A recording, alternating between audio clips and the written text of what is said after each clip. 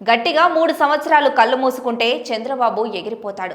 మళ్లీ వచ్చేది వైకాపానేనని ప్రజలకు అర్థమైనందువల్లే వారి సమస్యలను మా దగ్గరకొచ్చి చెబుతున్నారు అని మాజీ ముఖ్యమంత్రి జగన్ వ్యాఖ్యానించారు. దీన్ని తట్టుకోలేకే చంద్రబాబు ప్రతిపక్షాన్ని అణచివేసి ప్రజల గొంతును నొక్కివేయాలని తాపత్రయపడుతున్నాడని విమర్శించారు. రైతులు, ప్రజల సమస్యలపై నేను ఏ పర్యటనకు వెళ్లినా కేసులు పెడుతున్నారు. నేను పొదిలికి వెళ్లినప్పుడు 40,000 మంది రైతులు, ప్రజలు వచ్చారు. వాళ్లపై 40 మందితో చంద్రబాబు రాళ్లు వేయించారు. రైతులు ఆ 40 మందిపై పడి ఉంటే వాళ్ళు బతికేవారా? సినిమా డైలాగులతో పోస్టర్లు పెట్టినా కేసులు పెట్టి జైలుకు పంపుతున్నారు. వాడేదో పోస్టర్పై సినిమా డైలాగ్ రాసుకుంటే మీకొచ్చిన నష్టమేంది? చంద్రబాబు మీరెన్ని తప్పుడు కేసులు పెట్టినా భయపడేది లేదు. మీ ప్రభుత్వం మహా అయితే 3 ఏళ్లు ఉంటుంది. తర్వాత వచ్చేది మేమే. మీకు పావులుగా మారిన అధికారులకు వడ్డీ చెల్లిస్తామని హెచ్చరించారు. ఎంపిక చేసి తన క్యాంపు కార్యాలయానికి పిలిపించుకొని విలేకరులతో బుధవారం జగన్ మాట్లాడారు.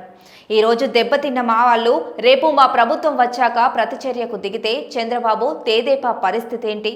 ఈ రోజు మీరు పైన ఉన్నారు, 4 ఏళ్లకు మీరు కిందికి వస్తారు, మేం పైకి వస్తాం. అప్పుడు నేను చెప్పినా మా వాళ్ళు వినే పరిస్థితిలో ఉండరు అని హెచ్చరించారు.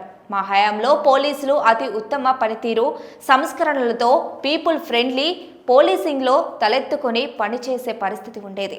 పోలీసులు, కలెక్టర్లు స్పందన కార్యక్రమంలో వైకాపా కంటే తేదేపా వారి సమస్యల్ని ఎక్కువ పరిష్కరించేవారు. ఇప్పుడు చంద్రబాబు మాట వినకపోతే డీజీ స్థాయి అధికారులనైనా కేసు పెట్టి వేధిస్తున్నారు. జీవితంలో మచ్చలేని అధికారులు కృష్ణ మోహన్ రెడ్డి, ధనుంజయ రెడ్డి ఇతర అమాయకులపైన కేసులు పెట్టారు అని జగన్ ఆరోపించారు. రాష్ట్రంలో డీఐజీలు మాఫియా డాన్లలా తయారయ్యారు. వారి పరిధిలో జరుగుతున్న అన్ని రకాల కుంభకోణాల్లో సొమ్ము వసూలు చేసి కలెక్షన్ ఏజెంట్లుగా మార్చారు. ఈ డీఐజీలు వసూలు చేసిన దాంట్లో 50% స్థానిక ఎమ్మెల్యేలు తన కింద అధికారులకిచ్చి మిగిలిన 50% పైకి పెదబాబు, చిన్నబాబులకు పంపుతున్నారు అని ఆరోపణలు గుప్పించారు. పలు ఉమ్మడి జిల్లాల వైకాపా జడ్జి చైర్మన్లు పార్టీ అధ్యక్షుడు జగన్తో ఆయన నివాసంలో బుధవారం భేటీ అయ్యారు. పార్టీ ఆధ్వర్యంలో చేపట్టిన బాబు ష్యూరిటీ మోసం గ్యారంటీ చంద్రబాబు మేనిఫెస్టోను గుర్తు చేసుకుందాం కార్యక్రమం ఎలా జరుగుతుందో జగన్ వారిని ఆరా తీశారు. ఈ కార్యక్రమాన్ని మరింత ఉధృతంగా చేపట్టాలని ఆదేశించారు. స్థానిక సంస్థల్లో పార్టీని బూత్ స్థాయి నుంచి బలోపేతం చేయాలని సూచించారు.